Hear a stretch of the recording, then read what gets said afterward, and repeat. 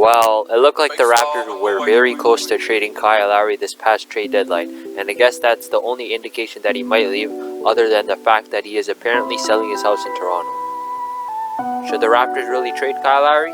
No. I think they should keep him unless he tells the front office that he wants out. I think the Raptors should show some loyalty to the greatest Raptor of all time.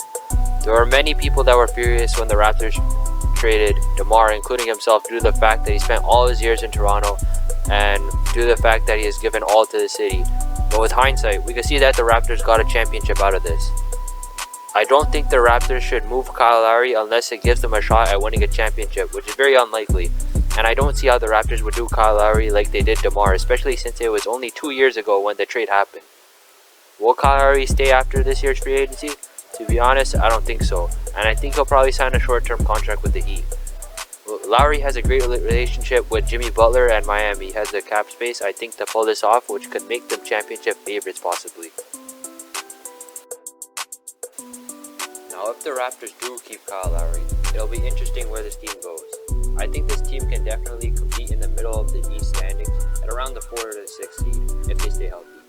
Unfortunately, this year, they've had to play in Tampa away from home and have lost half of their key players to COVID in the middle of the season. The team has never really built any true chemistry throughout the whole season, which is why we've seen them start the season horribly, but play well after, and then play horribly when COVID came around their team. The Raptors have a lot of depth, and I believe they don't need to go into a full rebuild. They've got a nice starting line, except for Aaron Baines, who can hopefully be replaced. They've got a nice underrated bench with guys like Gary Trent, Chris Boucher, Malachi Flynn, DeAndre Bembry, and Stanley Johnson. The Raptors are literally one superstar big man away from being championship contenders in my opinion, but unfortunately, there aren't any big men available. Joel Embiid, Anthony Davis, Giannis, and Jokic are all locked into big deals with their teams and don't look like they will be leaving anytime soon with the way their teams are playing. Although the one big man the Raptors could potentially target is Karl Anthony Towns. If the Timberwolves try and reset again by building around Anthony Edwards and their top pick this year, there's a chance Karl Anthony Towns might be available.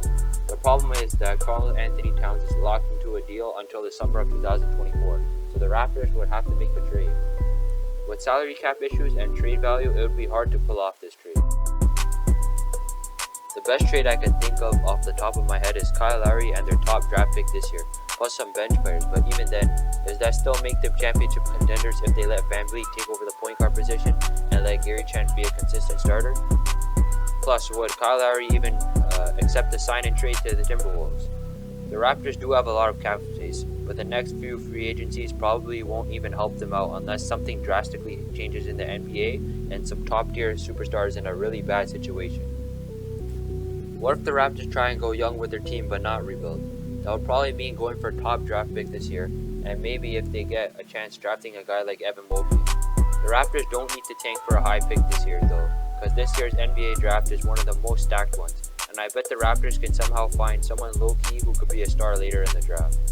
The Raptors probably would have to go into the future rebuilding around a main starting core of guys like VanVleet, Gary Trent, Anunoby, Siakam, and their top draft pick. VanVleet is 27, Gary Trent is 22, Anunoby is 23, Siakam is 27, and they are all coming to near their prime or starting it right now. I think Gary Trent has a lot of potential with them, playing well since joining the Raptors. He was also a top recruit in high school, and he went to Duke. And he's only 22 right now. I think Gary Trent could be a really solid starting scorer, kind of producing numbers like maybe prime Eric Gordon. OG Anunoby can be a solid starter as well, with the way he's been adding to his offensive game. This Raptors young core is nice, but if they can get some superstar somehow through free agency or the draft, then they will be set to contend in the East once again. If the Raptors do try and go with a young core and let go of Kyle Lowry, then that would provide them with amazing cap flexibility, which could be scary for the rest of the NBA.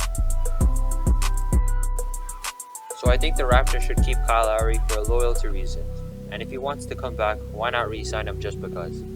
COVID really screwed this year's season for the Raptors, but the Raptors have a bright future as long as they make the right moves, regardless if Kyle Lowry stays or not.